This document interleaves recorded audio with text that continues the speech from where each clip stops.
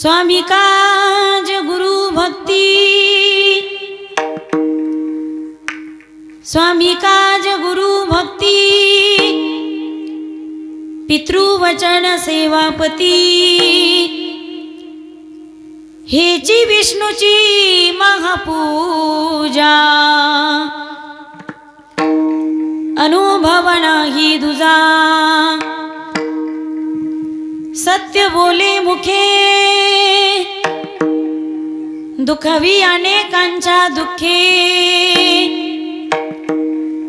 हेची विष्णूची महापूजा,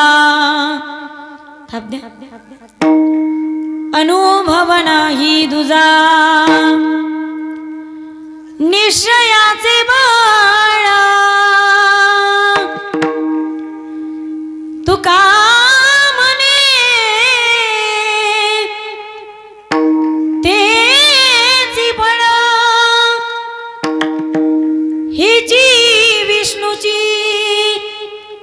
महापूजा, ही जी विष्णूची महापूजा, अनुभव नाही दुजा, समचरण सरोजम सांद्रनीलांबुदाभं, जगन निहित पाणी मंडनं मंडनाना, तरुण तुलसी माला, कंधरं कंजनेत्रं, सदयदमलहासं विठ्ठलं चिंतया, पांडुरंगा करू प्रथम नमन, दुसरे चरण संतांसिया, ओम नमो ज्ञानेश्वरा करुणाकरा दयाळा, तुमचा अनुग्रह लादलो पावन झालो चराचरी, ओम शुक्लां ब्रह्म विचार सार परमा मध्यम जगद्व्यापिनीं, विना पुस्तकधारिणीं भयदां जाड्यांधकारां पहा, हस्ते स्फटिकमालिकां विदधती, पद्मासने संस्थिता, वंदे तां परमेश्वरीं भगवतीं, बुद्धिं प्रदं शारदा, जयांची किलिया स्मरण, होय सकळ विद्यांचधिकरण, तेची बंधू श्री चरण श्री गुरूंचे, ते नमस्कारोनी आता विठ्ठल विठ्ठल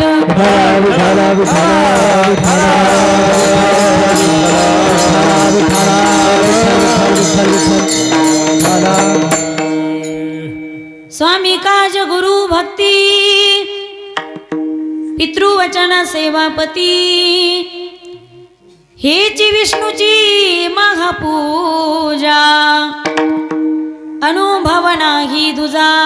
प्रस्तुत कीर्तन रूपी सेवेकरता निवडलेला भंग महान भगवत भक्त संत सम्राट विश्ववंद्य महाराष्ट्र भूषण देहूचे सुप्रसिद्ध साधू वैराग्याचे मूर्तिमंत पुतळे, वारकरी संप्रदायाच्या कलशस्थानी असणारे परमार्थातील सर्वोच्च मानबिंदू, पंचम पुरुषार्थ पंचम वेद निर्माते, या जगताचा संसार सुखाचा व्हावा यासाठी आपल्या स्वतःच्या संसाराची पूर्ण आहुती देणारे जगवंद्य जगमान्य हिंदवी स्वराज्याचे संस्थापक छत्रपती शिवरायांचे श्री गुरु, किंबहुना राजांनाही उपदेश करणारे, राजे आमच्या हातामध्ये माळ असणं हा आमचा परमार्थ आहे, आमच्या हातामध्ये माळ असणं हा आमचा परमार्थ आहे, पण तुमच्या हातामध्ये ढाल आणि समशेर असणं हा तुमचा परमार्थ आहे, असा उपदेश करणारे वैराग्यराग रसिक संत शिरोमणी संत श्रेष्ठ श्री तुकोबारा यांचा चार चरणाचा उत्कृष्ट बहुतेकांच्या परिचयाचा गोड असा अभंग कीर्तन रूपी सेवेकरता निवडलेला असून, प्रस्तुत अभंगामध्ये श्री संत तुकोबाराय प्रापंचिक स्वरूपाची महापूजा सांगतात. विठ्ठल विठ्ठल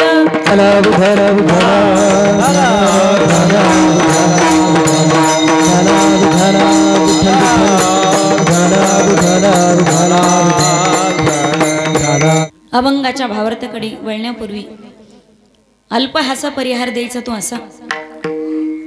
परमपुरुष परमात्मा परम आराध्य रुक्मिणी प्राण संजीवन जगत आधार पांडुरंग परमात्म्याच्या कृपेने सकल संतांच्या कृपाशीर्वादाने गावातील सर्व ज्येष्ठ श्रेष्ठ ज्ञानवृद्ध वयोवृद्ध तपोवृद्ध सर्व ज्येष्ठ मंडळीच्या कुशल मार्गदर्शनाने आणि नेतृत्वाने त्याचप्रमाणे कार्यक्रमाचे मार्गदर्शक श्री हरिभक्ती परायण परम आदरणीय परमेश्वरजी महाराज मोरे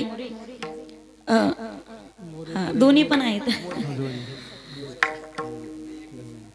महाराजांच्या कुशल मार्गदर्शनाने आणि नेतृत्वाने संपन्न होत असलेला समस्त ग्रामस्थ मंडळी सावरगाव जगद्गुरु श्री संत तुकाराम महाराज व छत्रपती शिवाजी महाराज यांच्या जयंती महोत्सवानिमित्त आयोजित अखंड हरिनाम सप्ताह ग्रंथराज ज्ञानेश्वरी पारायण आणि संगीत भावार्थ रामायण कथा ज्ञानयज्ञ सोहळा यातील तिसऱ्या दिवसाची कीर्तन रूपी सेवा माझ्या वाट्याला आलेली आहे, ज्यांच्यामुळे इथपर्यंत येण्याचा योग लाभला आणि आजच्या कीर्तनाचे जे यजमान आहेत ते परमार्थ स्नेही श्री किरण भाऊ दिलीपरावजी नाईक नवरे या ठिकाणी दादांच्यामुळे येण्याचा योग आणि तुम्हा सर्वांचा दर्शनाचा योग प्राप्त झाला। कीर्तनासाठी मृदंगाची सुंदर साथ करणारे हरिभक्ती परायण परम आदरणीय दोन्हीही माऊली महाराज या ठिकाणी उपस्थित आहेत, त्यांना मी धन्यवाद देईल। हे कीर्तन करण्यासाठी मला खूप धावपळ करावी लागली आमच्या किरण दादासाठी आणि आमच्या दिलीप काकांसाठी। नांदेडच्या पलीकडे 50 किलोमीटर वरती कथा चालू आहे आणि आज सांगता झाली। अगदी स्टेजवरून खाली उतरलो, गाडीमध्ये बसलो, मला माझा मोठेपणा नाही सांगायचा, तर अगदी स्पीडने गाडी चालवत आम्ही इथपर्यंत आलो आणि अगदी टायमामध्ये मला चिंता पडली होती। पण किती कीर्तनकार लांबचा प्रवास असू द्या, आमची माऊली माझी माऊली पांडुरंग परमात्मा कीर्तनकाराला टायमात पोहोचण्याची जबाबदारी त्याचीच आहे। मी अनुभव सांगते का रे, अनुभव जीवनात आलाय। कदाचित माझं वय आणि अधिकार कमी असेल, पण कधीतरी विचार करावा असं वाटतो। मायबाप विचार करतो गाडीत बसल्या बसल्या 300 किलोमीटर अंतर असतं, कधी 4ला कधी 4:30ला कधी 5ला गाडीमध्ये बसतो, पण एवढा अंतर कापून आम्हाला त्या कीर्तनाच्या ठिकाणी अगदी टायमात आणि वेळेमध्ये पोहोचवणारा कोण आहे? अरे पांडुरंग तर स्टेरिंग वर बसतो, म्हणून तर आमचे कीर्तन चालू आहेत। वा वा। आणि अत्यंत श्रोतवृंद मायबापाच्या सेवेमध्ये उपस्थितीमध्ये मला प्राप्त झालेली ही सेवा, या ठिकाणी माझ्यापेक्षा वयाने ज्ञानाने अधिकाराने सर्व आपण जण श्रेष्ठ आहात। सर्व उपस्थित श्रोतवृंदांमध्ये मातृवर्ग पितृवर्ग आबाल वृद्ध सर्व तरुण वर्ग परिसरातून आलेली सर्वच कीर्तनकार प्रवचनकार कथाकार माझ्या समोर सर्व ज्येष्ठ श्रेष्ठ मंडळी उभी आहेत, बसलेली आहेत।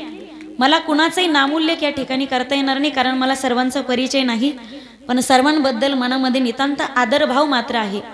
परिसरातून उपस्थित असलेली सर्वच कीर्तनकार प्रवचनकार कथाकार महाराष्ट्रातील सर्वच दिग्गज रथी महारथी अतिरथी अतिरेकी सोडून फार फार तरी काय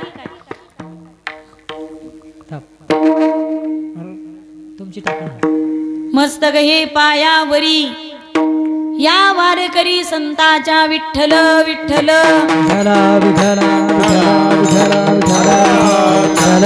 विठ्ठल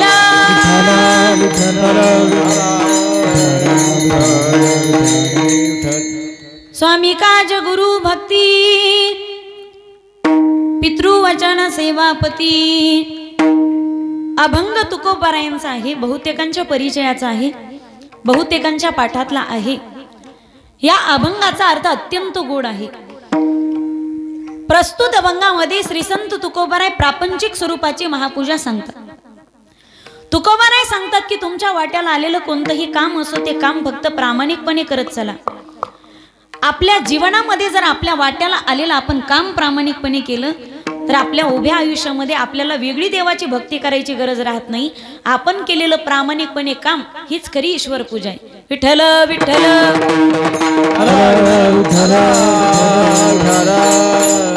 मला सांगायला आवडेल मायबाप आपल्याला भाग्यवान आहोत की तुमचा माझा जन्म भारत देशामध्ये झाला।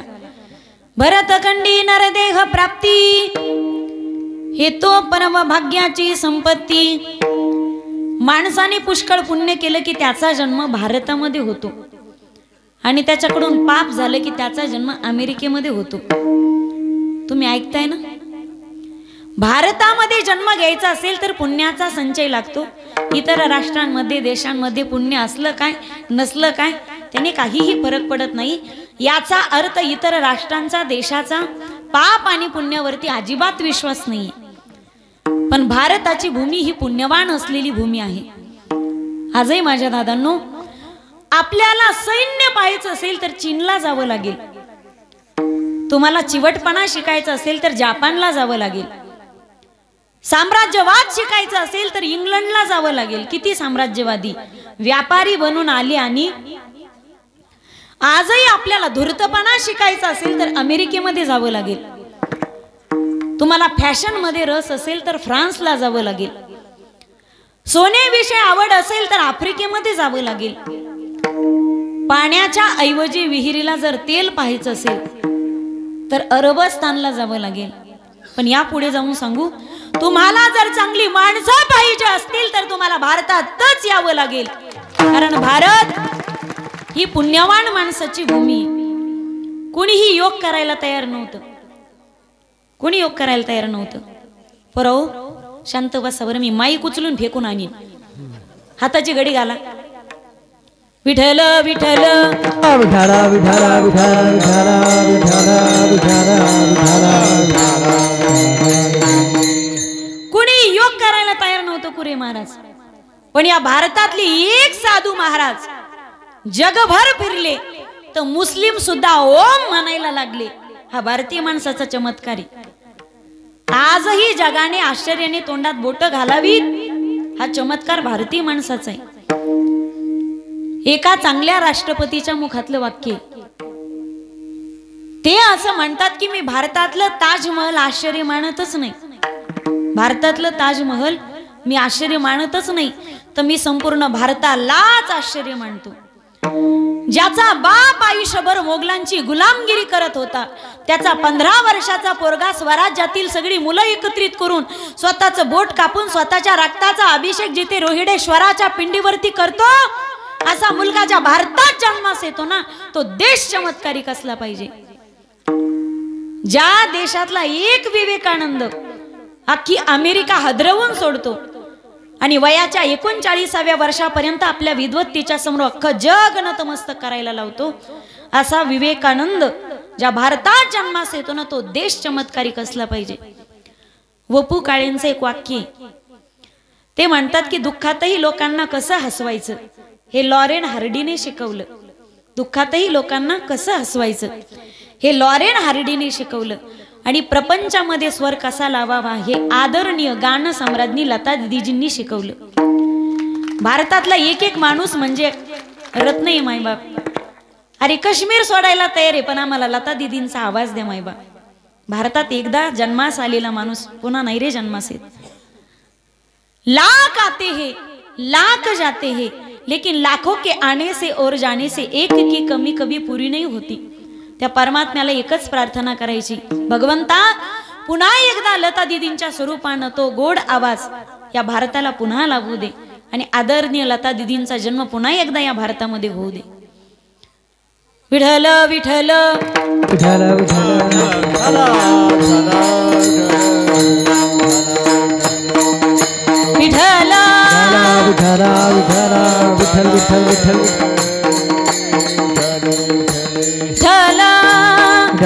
पुंडलिक वरदा हरी विठ्ठल श्री ज्ञानदेव पंढरीनाथ भगवान की विठ्ठल विठ्ठल.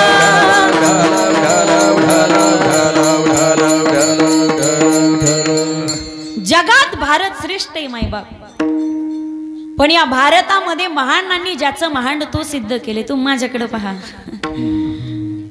आणि महानांनी ज्याला महानत्व बहाल केले ते तुमचं माझं महाराष्ट्र जगाच्या पाठीवरती शोधून सापडणार नाही. मी तर सांगेल काका, संपूर्ण भारताने महाराष्ट्राला घेरलंय. तुम्ही हेरलंय की नाही मला माहिती नाही. आजही आपले दैनंदिन व्यवहार जरा तपासा.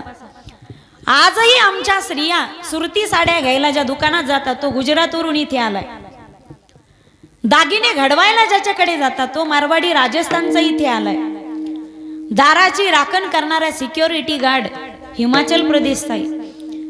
दारावरती पाव घेऊन येणारा भैया यूपीचा आहे. ज्याच्याकडे सकाळी सकाळी मसाला डोसा खायला जातो ना तो उडुपी कर्नाटकाचा आहे. मुंबईच्या गल्ल्यांमध्ये टोपली घेऊन फिरणारा मच्छीवाला बंगालचा आहे. कचरा उचलणारा कामगार बिहारचा आहे. आणि टायर पंक्चर झाल्यावरती ज्याला रात्री जाऊन उठवतो तो अण्णाही केरळचा आहे. आपल्याकडे आपलं काय आहे? बाहेरचे लोक बाहेरून इथे येतात, महाराष्ट्रात उद्योग प्रस्थापित करतात, उपजीविका करतात. बरं आलेच तर त्यांचं फारसं स्वागत आहे असं नाही, आलेच तर बिचाऱ्यांचा विरोध आहे, तरी बिचारे मनापासून येतात. हे फार मोठं कौतुक आहे. मी महाराष्ट्रामध्ये आल्याच्या नंतर मी सुरक्षित राहील, मी कमवलेली संपत्ती सुरक्षित राहील, माझी बायका मुलं सुरक्षित राहतील. कारण महाराष्ट्रातल्या लोकांना शेजाऱ्या पाजाऱ्यांशी कसं वागायचं याचं ज्ञान महाराष्ट्राच्या मातीमध्ये जन्मास आलेल्या ज्ञानोबा तुकोबारायदिक संतांनी चांगलं दिले. हा विश्वास त्यांचा महाराष्ट्राबद्दलचा आहे. इतर देशांमध्ये इतर राष्ट्रांमध्ये एका संतांनी जन्म घ्यावा असं वाटत असेल तर तिथे शेकडो वर्ष वाट पाहावी लागते. आफ्रिकेमध्ये तर 150 वर्षांनी एक संत जन्म घेतो.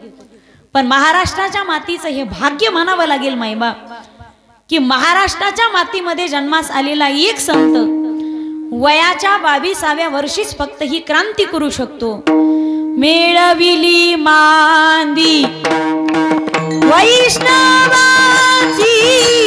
मेळविली मांदी वैष्णवाची, मेळविली मांदी वैष्णवाची, मेळविली मांदी.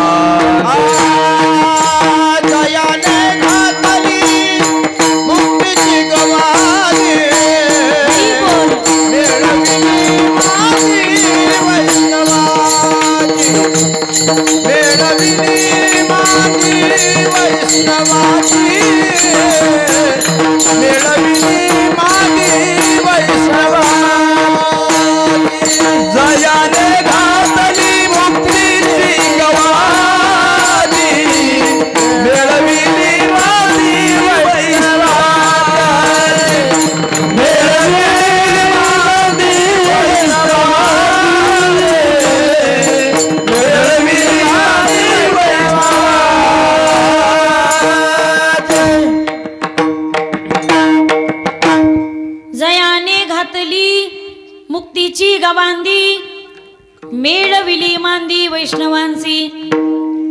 स्वातंत्र्यवीर सावरकर असं म्हणतात, ज्याला ज्ञानोबा, तुकोबा, विठोबा आणि शिवबा ही 4 नावं माहिती नाहीत समजायचं हे येडं महाराष्ट्रातलं नाही. ज्ञानोबा, तुकोबा आणि विठोबा ही 3 नावं वारकरी संप्रदायाची अधिष्ठानं आहेत. आणि 4थं शिवबा हे नाव तो वारकरी संप्रदाय टिकवण्यासाठी आतोनात प्रयत्न करणारं व्यक्तिमत्व आहे. प्रतीप चंद्र लेखे वर्धे विष्णू वंदिता शहाशिनो शिवशेषा मुद्रा भद्राय राजते. हिंदवी स्वराज्याचे संस्थापक ज्यांच्या ललकारीने सह्याद्रीला जाग आली, कड्या कपारत्न मावळा एकसंग झाला, भगवा ध्वज वटके पार फडकवण्यासाठी ज्यांनी आपल्या प्राणांची कुर्बान समर्पित केली, असे जिजाऊंचे सुपुत्र, हिंदू धर्म रक्षक, स्वराज्य संरक्षक छत्रपती शिवराय, ज्यांचं फक्त नाव जरी घेतलं मायबाप तरी अंग शहारत, रक्त सळसळत, हाताच्या मुठी आवळल्या जातात, हातामध्ये शस्त्र घ्यावंसं वाटतं आणि दुर्जन विचारांचा निपात करावासं वाटतो. एवढी ताकद फक्त एका जय जयकारात याच्या जाणीवा आपल्याला असल्या पाहिजेत. अरे मेलेल्या व्यक्तीला सुद्धा जिवंत करण्याचं सामर्थ्य या प्रतिभेत, या चरित्रात, या चारित्र्यात, या इतिहासात, या संशोधनात याच्या जाणीवा आपल्याला असल्या पाहिजेत. मा जगदंबा भगवतीच्या कृपेने प्रत्यक्ष शिवावतार प्रसवले मा जिजाऊंच्या उदरी. म्हणून शिवरायाचे 8वावे बोलणे, शिवरायांचे 8वावे चालणे, निश्चयाचा महामेरू, सकल जनासी आधारू, श्रीमंत योगी, हे जगदंबे भगवती माते, तुझा तू वाढवी राजा, म्लेच्छ संहार जाहला, उदंड जाहले पाणी स्नान संध्या करावया, बुडाला औरंगजा पापी आनंद वन भुवरी, बुडाला औरंगजा पापी आनंद वन भुवरी.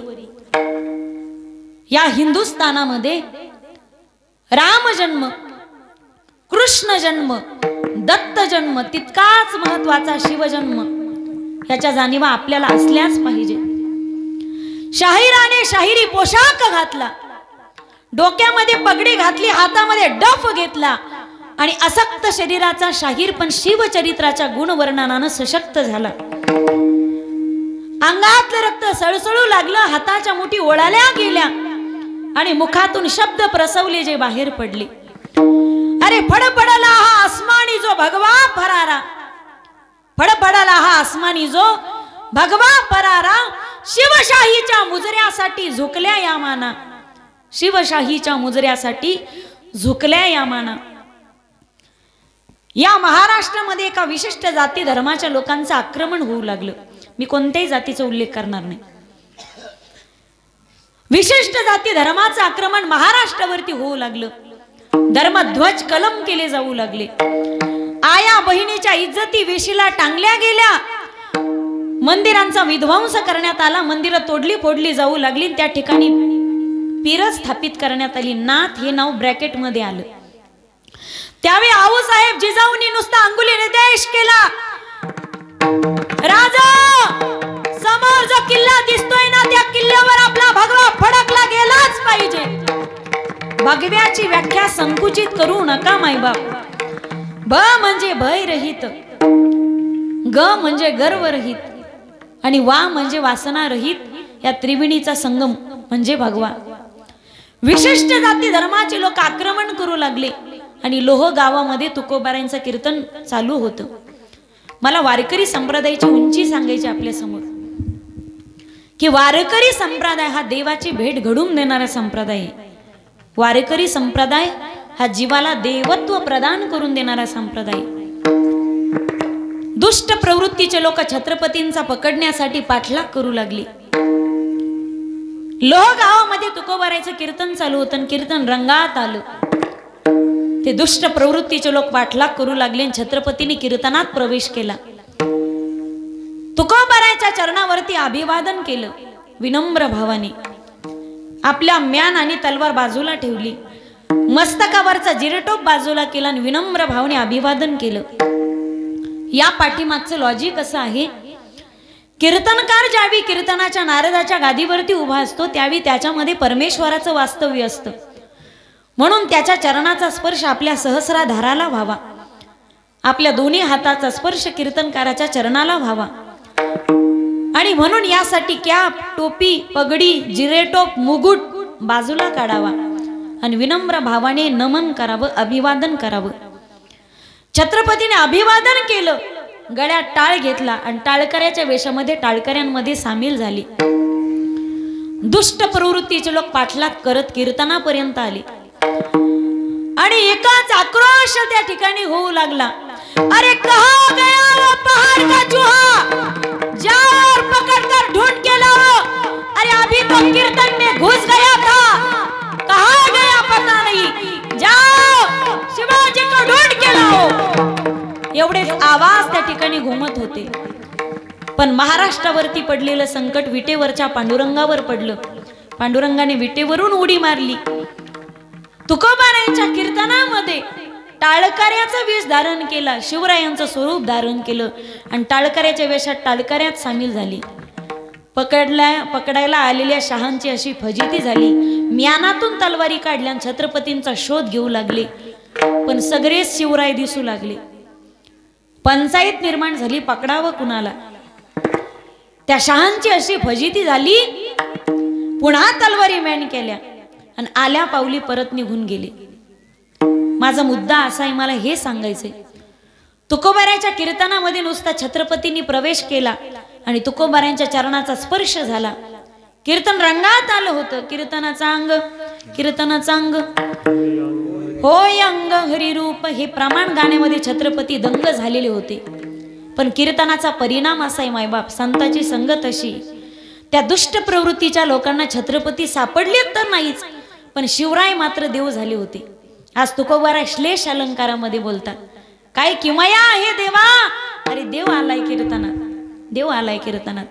छत्रपती तर त्या लोकांना सापडले नाही, पण शिवराय मात्र देव झाले होते. संतापायी माता ठेविता सद्भावे, तिने भेटे देव आपे आप, तिने भेटे देव आपे आप. संतापायी माथा ठेविता सद्भावे, तिने भेटे देव आपे आप, तिने भेटे देव आपे आप. संतापायी माथा ठेविता सद्भावे, संतापायी माथा ठेविता सद्भावे, संतापायी माथा ठेविता सद्भावे, संतापायी माथा ठेविता सद्भावे, संतापायी माथा ठेविता सद्भावे. भेटे देव आपे आप, तिने भेटे देव आपे आप. संतापायी माथा ठेविता सद्भावे, तिने भेटे देव आपे आप, तिने भेटे देव आपे आप.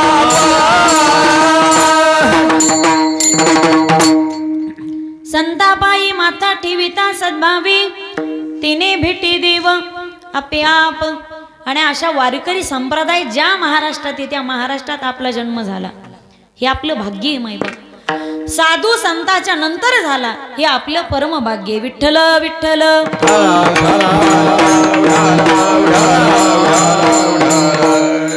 देवाने इतरही योनी निर्माण केल्या, पण त्याच्यात त्याने आपल्याला माणूस बनून जन्माला घातलं. हा देवाचा आपल्यावरचा पहिला उपकार आहे. देवाने इतर प्राणी निर्माण केले, पण देवाने आपल्याला इतर प्राण्यासारखं आडवं जन्माला न घालता उभं जन्माला घातलं. हा देवाचा आपल्यावर असलेला दुसरा उपकार आहे. इतर प्राणी पहा तुम्ही आडवे जन्माला येतात, पण माणूस उभा जन्माला घातलाय. काय देवाचा साचा संपला होता का?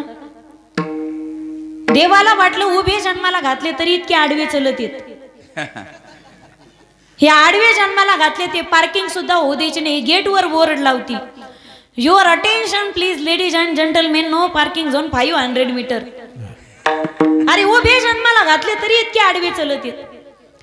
एखाद्या चांगल्या कामाला एखादा तगडा माणूस आडवा होऊ द्या, हा आडवा झालेला माणूस माऊली महाराज गावात सप्ताह नीट होऊ देत नाही. हा आडवा झालेला माणूस जे करतेत बाकीच्याला वर्गणी देऊ देत नाही. इकडे पट्टी म्हणतात का वर्गणी. हा आडवा झालेला माणूस गावामध्ये ग्रामपंचायत बिनविरोध होऊ देत नाही. हा आडवा झालेला माणूस एखाद्याच्या लेकीबाळीचं लग्न धड होऊ देत नाही. देवाला वाटलं अरे उभे जन्माला घातले तरी इतके आडवे चलत येत.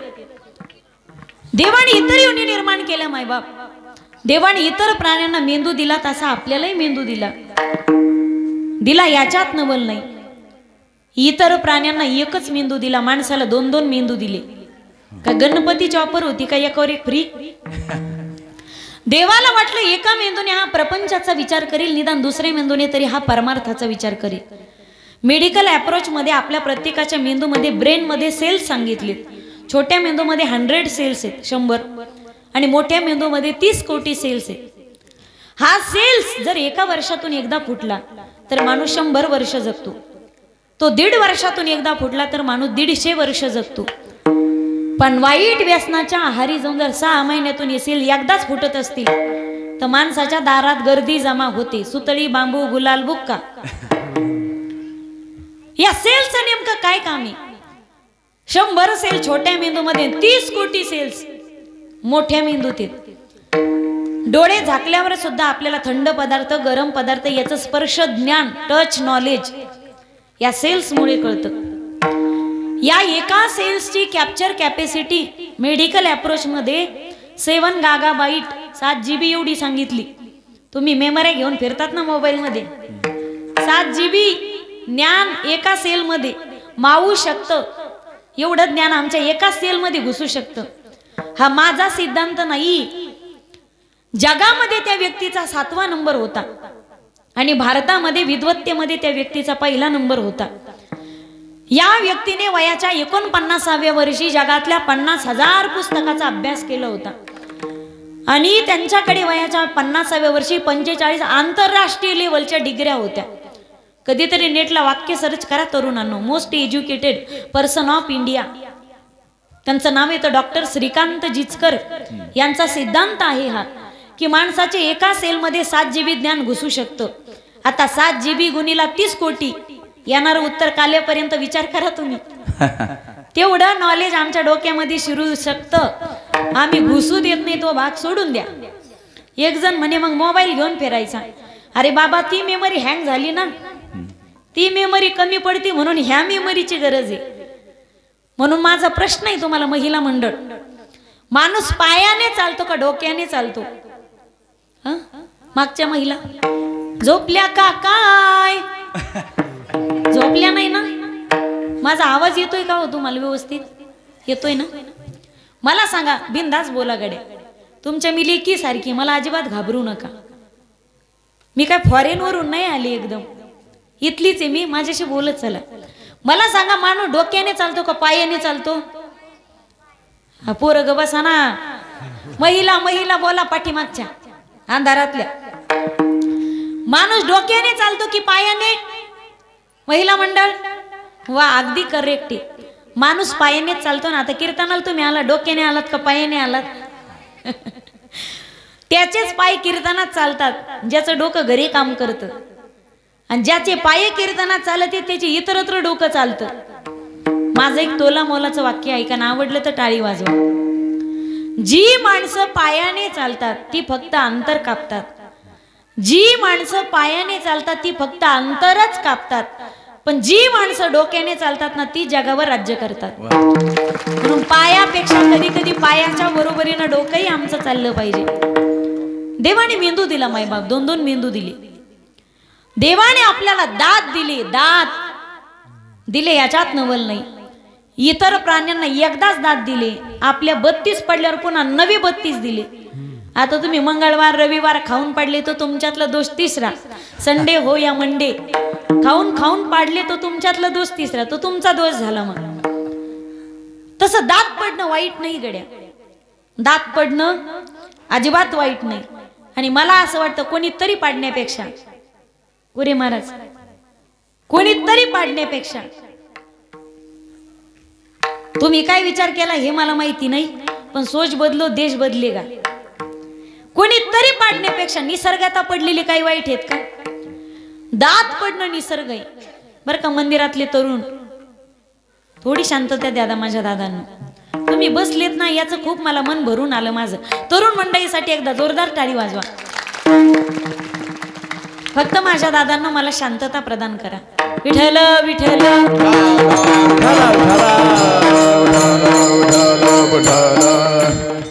इंग्लिश मध्ये दातांना टीथ म्हणतात. महाभारतातही वर्णन आले.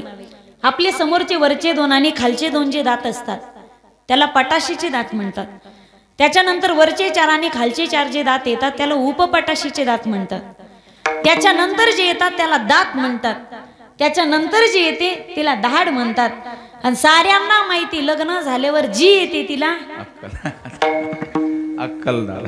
मला काही खरं वाटत नाही, पण मला असं वाटतं महाराज, मला असं वाटतंय लग्न झाल्यावर माणसाला फक्त दहाडच येते. लग्न झाल्यावर माणसाला फक्त दहाडच येते. अक्कल कुठून येते? दहाड घरात नांदायला आले कोणत्या पोराला अक्कल येईल? दहाड घरात नांदायला आले कोणत्याही पोराला अक्कल येईल याच्यात नवल नाही. अक्कल आल्यावर ज्याची दहाड घरात नांदायला आली ना तेच घर टिकले. विठ्ठल विठ्ठल.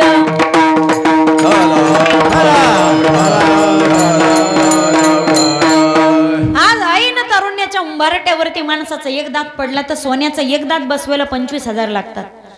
4 दात बसवायला 1 लाख लागतात. 16 बसवायला 4 लाख लागतात. 32 बसवायला 8 लाख लागतात.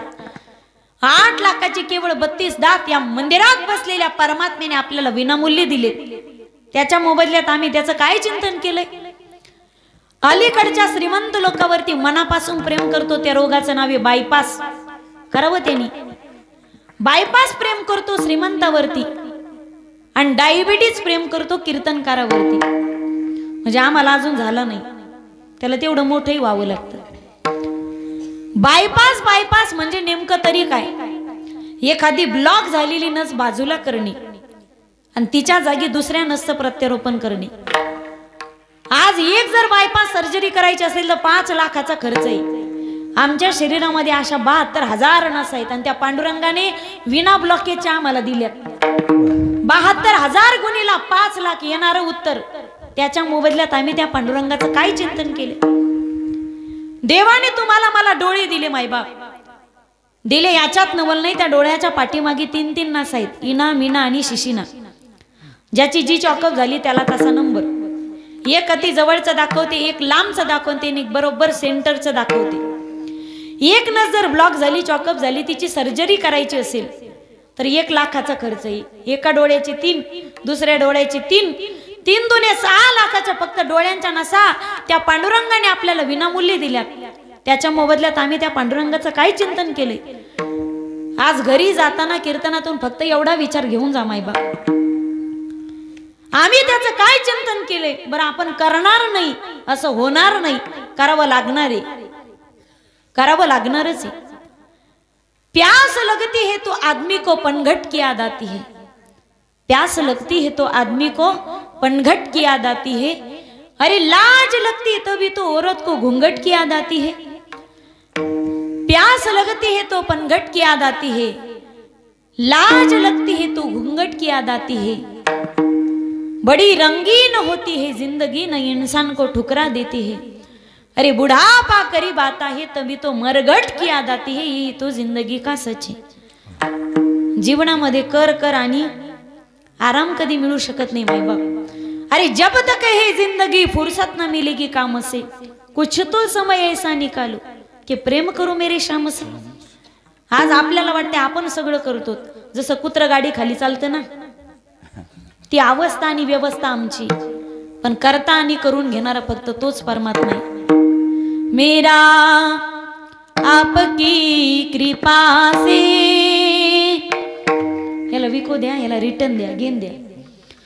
सब काम हो रहा है मेरा आपकी कृपा से.